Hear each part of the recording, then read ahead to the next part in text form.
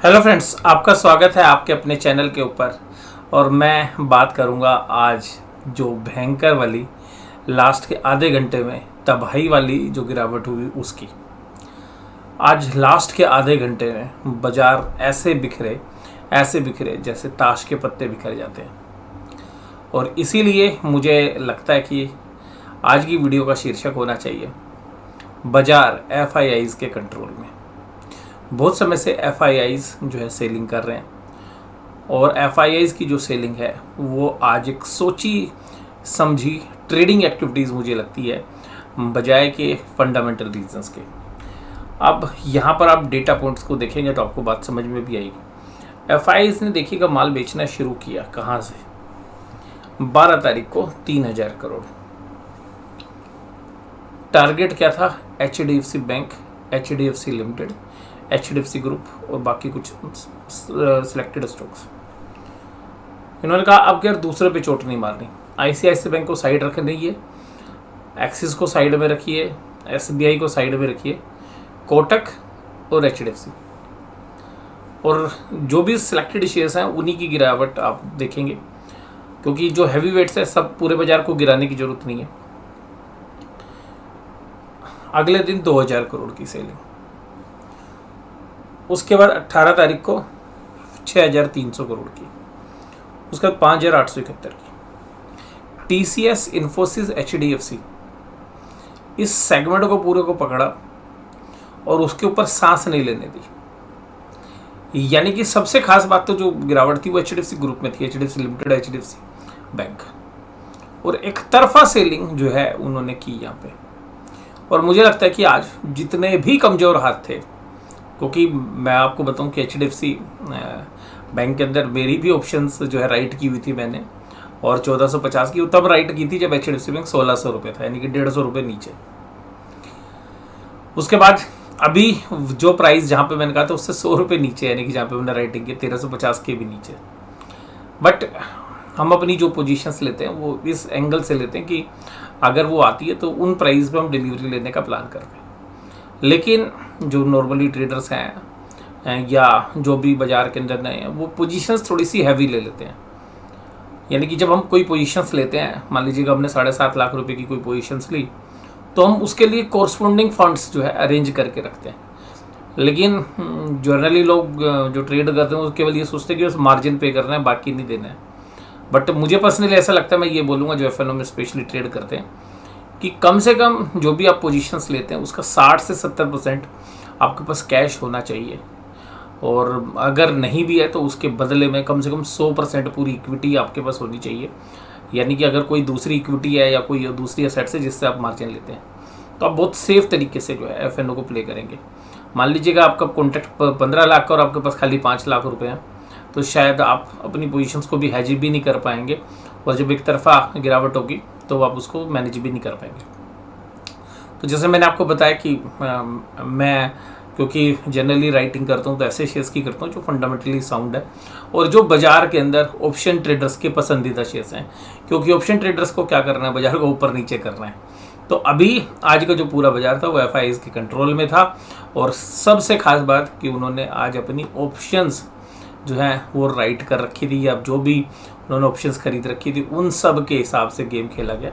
मुझे कल, हालांकि आप लोग कहेंगे कि इतनी भयंकर गिरावट होने के बावजूद आप क्या सोचते हैं, हालांकि मुझे आज एचडीएफसी बैंक में उम्मीद नहीं थी। मुझे लग रहा था कि आज एक पॉजिटिव कैंडल होगी। मैं इतने सालों से एचडीएफसी बैंक को देख रहा हूँ, लेकिन कभी भी लगातार इतने दिन एचडीएफसी बैंक गिरे ऐसा मैंने याद नहीं मुझे। 2020 में भी हालांकि मार्च में हुआ था कुछ इस तरीके का, बट इतना सीवियर तब भी नहीं था। तब तो सभी शेयर्स में था, लेकिन एक अलग से एक को ढूंढ के जो है उसकी पिटाई लगाना, वो एक जो है नया एल्गो ट्रेडर्स के यहाँ पे हमें देखने के लिए मिला है। और ये selectedly TCS, Infosys, HDFC limited, HDFC bank, आप इन चारों शेयर्स को देखो, इनका वेट है, टॉप 10 शेयर्स हैं। इनको पकड़ के आप गिरा दो तो बाजार संभलेगा नहीं।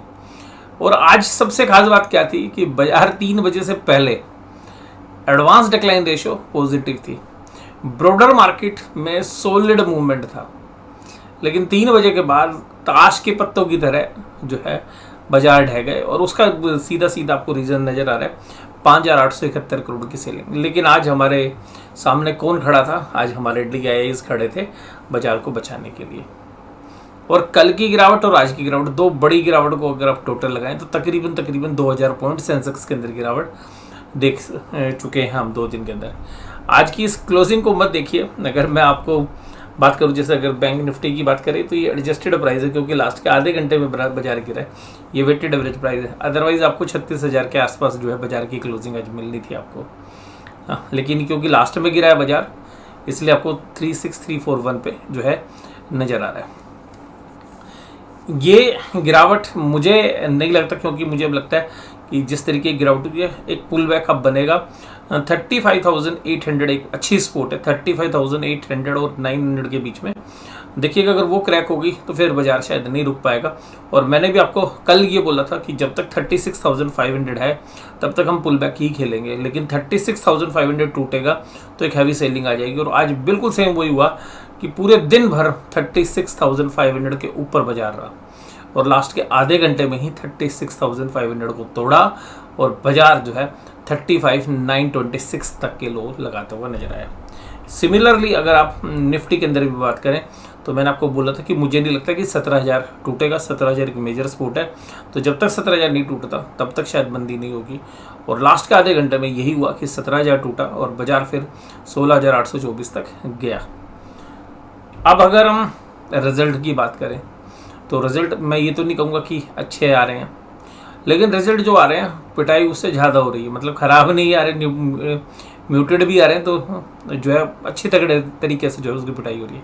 जैसे माइंडट्री के रिजल्ट काफ़ी अच्छे थे, लेकिन माइंडट्री पिछले साल से काफ़ी चल भी चुका है, लेकिन माइंडट्री का शेयर भी आज तकरीबन 8% की गिरावट के साथ काम कर रहा था। तो अब यहाँ पर जो आप ऑपरेटर बोलिए या FIs बोलिए, तो उन्होंने जो है अपनी शायद ऑप्शंस के ट्रेड ले रखे थे। उन्होंने शायद पहले ही आज ही जो है लास्ट के आधे घंटे में बहुत ज़बरदस्त तरीके से पैनिक सेलिंग करा दी होगी लोगों से, जो भी उन्होंने खरीद रखा था।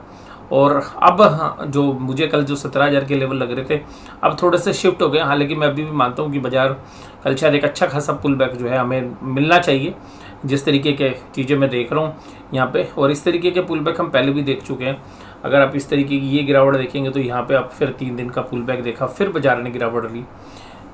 इसी तरीके से ये गिरावट आप देखिएगा कि यहाँ गैप डाउन हुआ और फिर गिरावट हुई, फिर पुल बैक लिया, फिर बाजार ऊपर जाके फिर गिरे।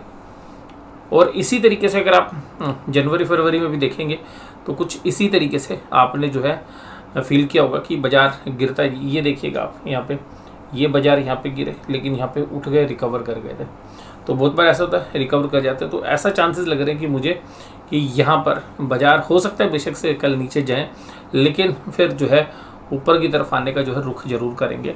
तो मैं एक सही तरीके की candle, neutral to positive candle जो है मैं एक्सपेक्ट कर रहा हूँ। कल शायद मुझे नेगेटिव कैंडल शायद नहीं मिलनी चाहिए। और एक ब्रेंट क्रूड का प्राइस भी करीबन $6 के आसपास नीचे टूट गए हैं, तो वो भी एक बड़ा पॉजिटिव हमारे लिए है। आज गिरावट कहाँ थी? HDFC bank, HDFC, Infosys, TCS, चारों शेयर्स कल भी गिरावट में थे। ये ध्यान रखिएगा, टारगेटेड है, अब टारगेटेड सेलिंग हो रही है। और आज ITC के अंदर भी सेलिंग होगी, जो अब तक तेजी बनाए रहा था। और ITC इसलिए तेजी बना रहा था क्योंकि इसको टारगेट नहीं करना था।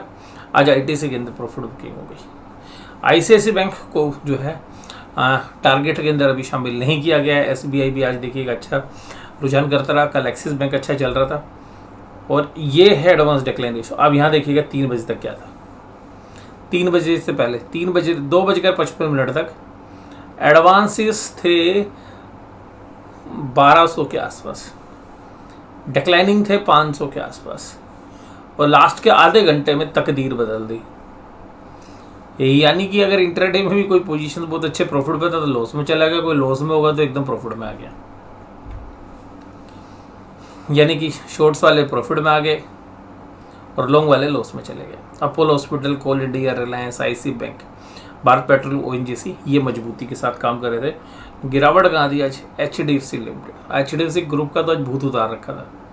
HDFC life 4.8%, HDFC 5.45, HDFC bank 3.82, और जो क्लोजिंग हुई है वो भी एडजस्टेड हुई है 1342 पर ध्यान रखिएगा यहाँ पर अब जो लेवल्स हैं 1310 से 1320। इसी तरीके से अगर आप कोटक बैंक में देखेंगे तो मैं कोटक बैंक के भी मैंने पीछे जो आपको टारगेट दिए थे वहाँ से एक टेक्निकल बाउंस आया था। तो मुझे लगता है कि जो 1320 1340 है काफ़ी अच्छा जोन है। हालांकि देखिएगा इसके बाद एक 1250 की तो बहुत तगड़े वाली सपोर्ट है, मैं उस पर अभी नहीं जाऊँगा। बट मुझे ऐसा लगता है कि यहाँ 1320 1340 इवन 1360 और 1300 इवन 1380 तक ये एक अच्छा खासा जोन है। अगर आपने SIP मोड में इन्वेस्टमेंट करनी है तो ये करने का सही समय मुझे लगता है कि यहाँ पे हो सकता है। और सबसे खास बात ये है कि ये HDFC बैंक को टारगेट कैसे किया है। HDFC बैंक के अंदर म्यूचुअल फंड्स को अगर लगाओगे तो जो टॉप शेयर है वो शुमार है, यानी कि आप किसी भी म्यूचुअल फंड को निकाल लीजिएगा जो इक्विटी म्यूचुअल फंड है, उसमें आपको HDFC बैंक मिलने की संभावना 90% से ज़्यादा आपको मिलेगी। यानी कि एक ऐसा शेयर को टारगेट किया जो म्यूचुअल फंड्स के पास है, यानी कि DIIs के पास है। यानी कि उस शेयर्स को तोड़िए, DIIs कितना पोजीशन बनाएंगे, तो DIIs पहले ही ओवरवेट इस शेयर्स के ऊपर है। तो अल्टीमेटली अगर आप NAV भी चेक करेंगे मोस्टली म्यूचुअल फंड्स की, तो आज NAV के अंदर जो गिरावट है तो वो इंडेक्स में गिरावट से ज़्यादा मिलेगी, क्योंकि जो हैवी वेट्स हैं म्यूचुअल फंड्स के उनके ऊपर ज़्यादा बड़ा प्रहार किया गया है। और ये FIs की सोची समझी जो तरीका है, क्योंकि जो पहले ही बहुत बड़ी होल्डिंग है म्यूचुअल फंड्स के पास, तो उसको वो और कैसे खरीदेंगे, क्योंकि उसको एवरेज करेंगे तो उनके म्यूचुअल फंड्स की जो स्कीम है उसकी NAV है, जो प्रिंसिपली जो इन्वेस्टमेंट करने का उनका तरीका वो बदल जाएगा। तो अब इन्होंने टारगेटेड जो चारों म्यूचुअल फंड्स की मेजर होल्डिंग है उनके ऊपर प्रहार कर दिया। अब FIs ने उन्हीं माल को बेचा है जहाँ पर FIs ने उन्हीं माल को बेचा है जहाँ पर म्यूचुअल फंड होल्ड करते हैं। तो अब म्यूचुअल फंड्स पैसा तो डालेंगे नो डाउट, लेकिन उस पर्टिकुलर शेयर्स में ना डाल के वो इंडेक्स को मैनेज करने की कोशिश करेंगे। तो वो बेनिफिट जो है इन्होंने अपनी ऑप्शंस जो मंदी के सौदे बनाए होंगे शायद उसमें काफ़ी भरपूर मात्रा में उन्होंने इससे प्रॉफिट कमाए होंगे, क्योंकि म्यूचुअल फंड्स के पास क्या है कि म्यूचुअल फंड्स किसी भी शेयर्स के अंदर 10% से ज़्यादा होल्डिंग करेगा नहीं, और मोस्टली जो शेयर्स हैं उनमें ऑलरेडी बहुत ज़्यादा होल्डिंग्स म्यूचुअल फंड्स की है। ये शायद एक मेजर रीज़न था जो आज की जो हम सेल ऑफ हमने देखा। निफ्टी बैंक की मैंने बात की आपके साथ।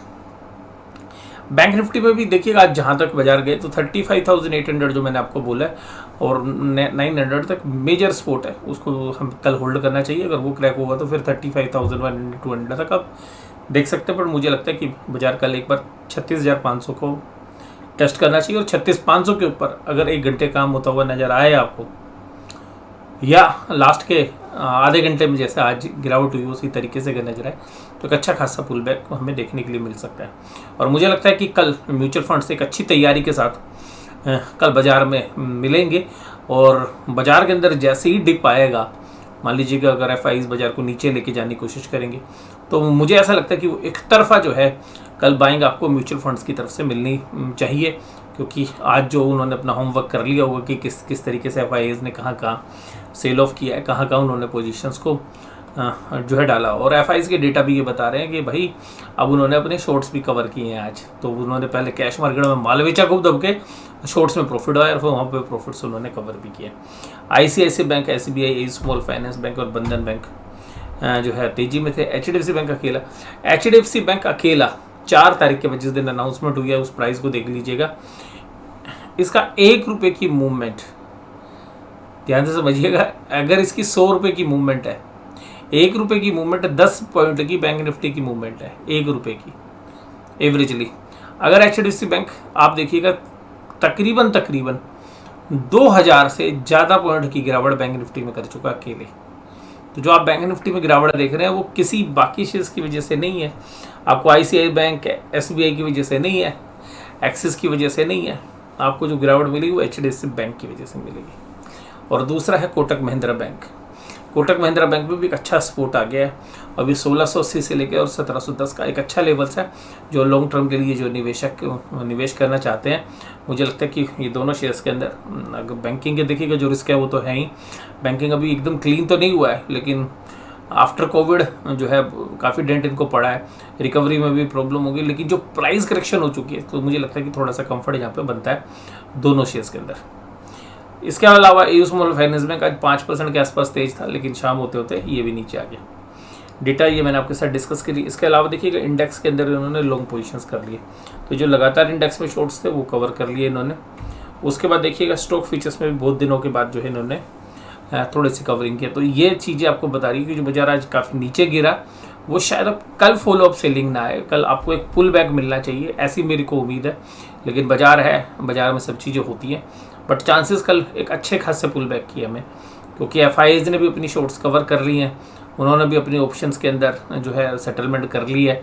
तो शायद वो भी अब बेचने के मूड में नहीं होगा, क्योंकि नीचे ले जाके बाजार बेचना समझदारी नहीं होती, क्योंकि नीचे बाजार को ले जाके बेचने में पसीने छूट जाते हैं और उसको रिकवरी में टाइम लगता है। और जो लास्ट में आधे घंटे में गिरावट हुई, ये इस बात का और जो है पक्का प्रमाण हमें मिलता है कि जो बाजार लास्ट के आधे घंटे में गिरा, तो जो भी अपनी ऑप्शन है उनको सेटल उन्होंने कर लिया।